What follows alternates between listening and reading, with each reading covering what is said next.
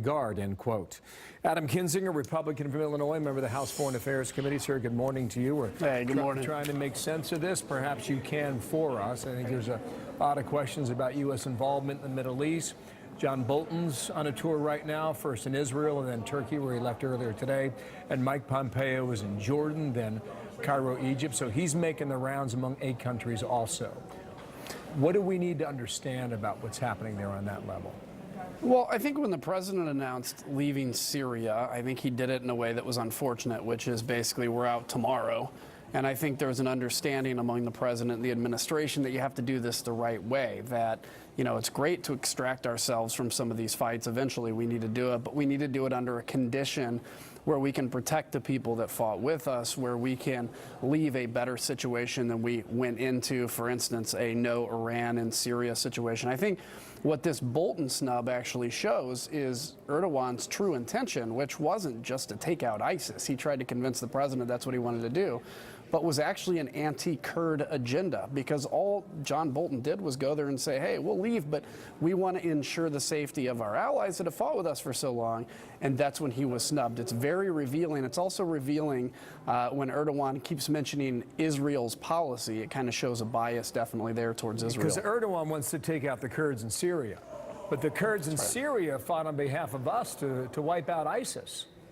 That's right. It's a complicated situation. I think if you go back to President Obama's decision to not put any forces on the ground, to basically ally with them, that created a very complicated situation, undoubtedly, with Turkey and the Kurds. But we are where we are now, and we've had these Kurds that have fought with us, that have fought ISIS, that have really put a lot on the line and paid a lot in terms of blood.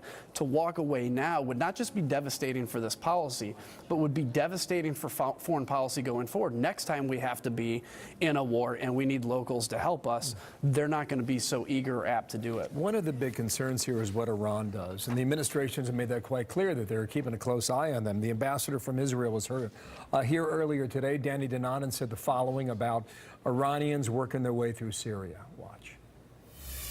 We have only 2,000 American troops today in Syria. If you compare it to the Iranians, they have more than 80,000 people. Most of them are proxies. They are paying Pakistanis, Iraqis to fight in Syria. You have about 5,000 Iranian troops there. So it's not about the numbers, it's about being involved. So, I mean, that's a number I had not heard before, 5,000 Iranian troops there in Syria. That's the claim he made 2 hours ago. I think the bottom line for Americans watching this is whether or not our role changes in that region. Do you see that happening? Is the U.S. staying or leaving? Or do you think what we heard from the commander-in-chief 3 weeks ago was a head fake? I don't think it was a head fake. I think it's a realization that there's very complicated issues at play here. So part of the reason having 2,000 troops in Syria, not just in executing the fight against ISIS, which is essential and our #1 priority, but they also maintain a blocking position for Iranian expansion, including completing the so-called highway where they want to, in essence, be able to resupply the enemies of Israel. Just having a blocking position, for instance, in Al-Tanf, which we have, stops Iran from having that. The president's doing a lot in terms of bleeding Iran dry on the economic front, pulling out of the missile agreement and other things. But to leave Syria right now and give Iran free rein would send not just the wrong message, I think it would be a boon to the morale of the Iranians. It would be very dangerous for Israel. And we can be able to keep this position, including in negotiations, have a table in negotiations to end the Syrian war. We can do that with relatively low cost and relatively low risk. Well, Adam Kinzinger, thank you. A lot to track. You bet. Take care.